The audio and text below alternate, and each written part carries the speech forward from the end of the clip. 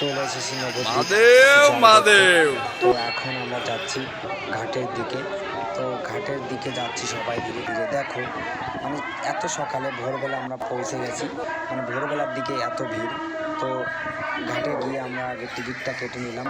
তো টিকিটটা কেটে আমরা আস্তে আস্তে ফেরির দিকে যেতে লাগলাম।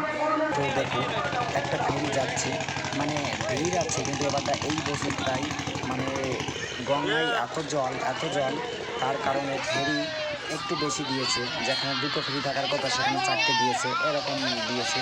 তো দেখো ফেরিতে লোক নিচ্ছে, মানে প্রত্যেক বছর যা নেয় তার হাফ নিচ্ছে, এত জল। তো দেখো সবাই আমরা ফেরিতে উঠে পড়েছি। তো সবাই দেখো মানে সারিবদ্ধভাবে উঠতে থাকছে ফেরিতে। মানে ফেরিতে প্রত্যেক বছর থেকে কম মানে লোক নিচ্ছে।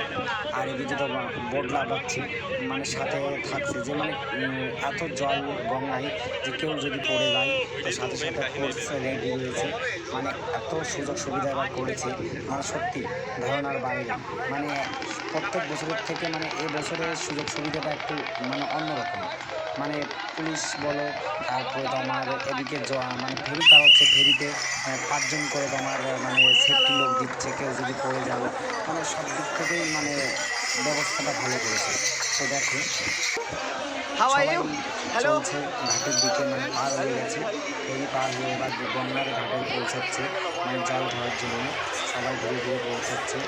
দেখো এবার এই দিক দিকেও তোমার ব্যারিকেড করা, এরকম ব্যারিকেড এতটা ভালো করা থাকে না, মানে এবছর যা করেছে।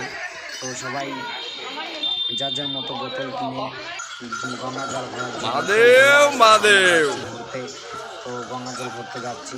এরা গঙ্গা জল ভরে গঙ্গা চান করে চলে আসলো।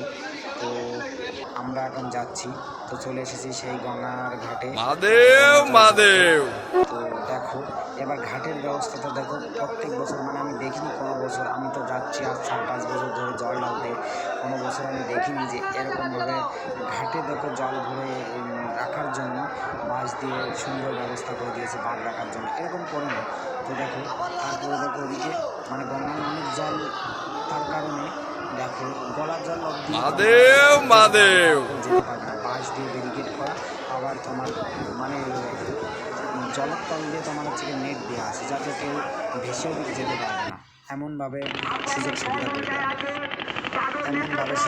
করে দেয়, আর এই দেখো সবসময় দেখো ফোর্স রেডি লাগিয়ে রেখেছে। তো আমরা জল ভরে চলে আসলাম এপারে।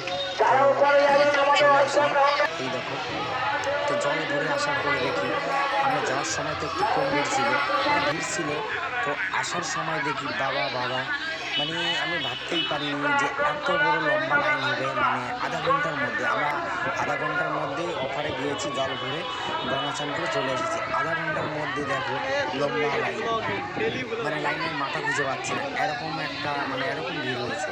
মানে আধা ঘন্টার মধ্যে এরকম ভিড়, তার মানে আরও ঘন্টার পর ঘন্টা গেলে আরও কত ভিড় হবে, মানে ধারণার বাইরে। দেখো প্রচণ্ড ভিড়, কোথায়